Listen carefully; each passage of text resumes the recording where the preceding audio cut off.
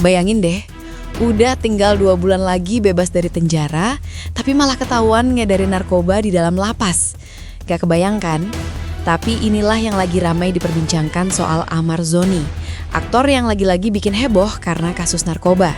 Dan yang bikin publik makin geleng kepala, kasusnya kali ini bukan di luar, tapi di dalam penjara itu sendiri.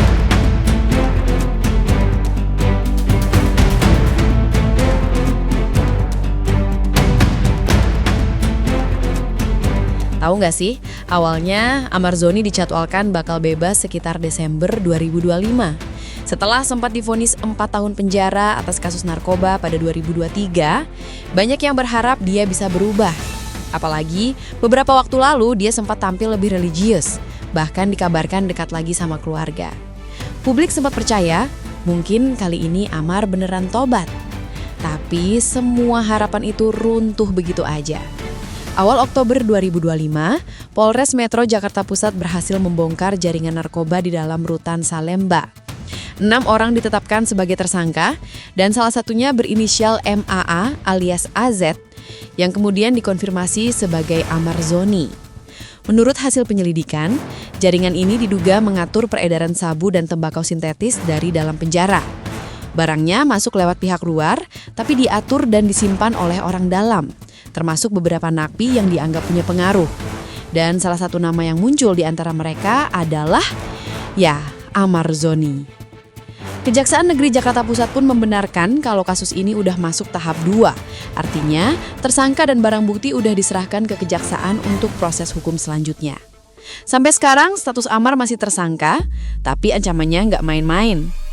Berdasarkan informasi dari Kejari Jakpus, Amar dijerat dengan pasal 114 ayat 2, Jo pasal 132 ayat 1 Undang-Undang Narkotika, dan juga pasal 112 ayat 2 sebagai pasal subsidir.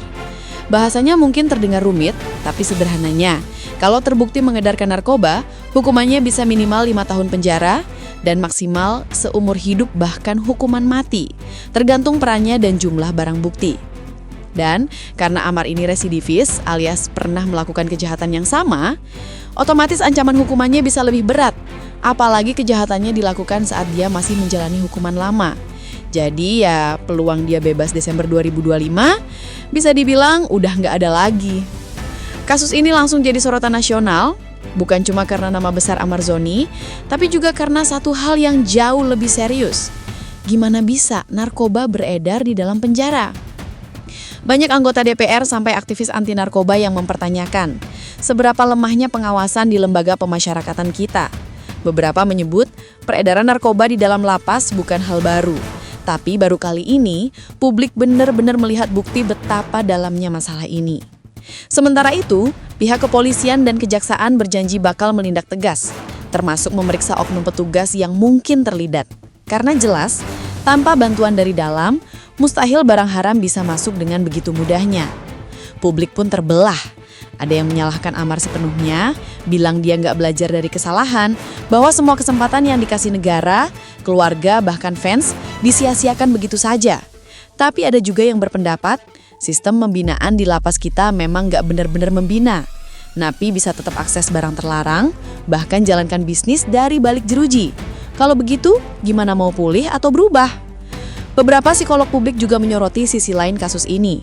Menurut mereka, kecanduan narkoba bukan cuma soal moral atau niat, tapi juga penyakit yang butuh rehabilitasi serius, bukan cuma hukuman. Sayangnya, di lapas-lapas kita rehabilitasi seringkali cuma formalitas. Padahal disitulah kuncinya agar mantan pengguna nggak kembali terjerat. Kasus Amar Zoni ini akhirnya jadi semacam alarm bagi sistem hukum dan pemasyarakatan Indonesia. Karena ketika seorang napi bisa ngatur peredaran narkoba dari balik jeruji, itu udah bukan lagi soal individu, tapi soal sistem yang bocor. Apakah ada pengawasan yang lemah? Apakah ada oknum yang bermain? Pertanyaan-pertanyaan itu masih terus menggantung sampai sekarang. Dan buat Amar sendiri, perjalanan hidupnya kayaknya makin berat. Bebas di Desember 2025? Lupakan. Kalau terbukti bersalah, masa hukumannya bisa bertambah bertahun-tahun, bahkan mungkin gak akan keluar lagi dalam waktu dekat. Kasus ini juga jadi pelajaran buat kita semua, bahwa ketenaran, kekayaan, dan kesempatan kedua gak ada artinya kalau seseorang gak benar-benar mau berubah dari dalam. Dan lebih dari itu, bahwa perang melawan narkoba nggak akan pernah menang kalau penjara, tempat yang seharusnya paling steril, malah jadi salah satu titik peredarannya. Jadi gimana menurut kamu? Apakah ini murni kesalahan Amarzoni atau justru cermin dari sistem pemasyarakatan yang gagal mengawasi? Tulis pendapat kamu di kolom komentar ya. Dan jangan lupa like, share, dan subscribe biar kamu nggak ketinggalan kasus-kasus paling heboh dan kontroversial lainnya.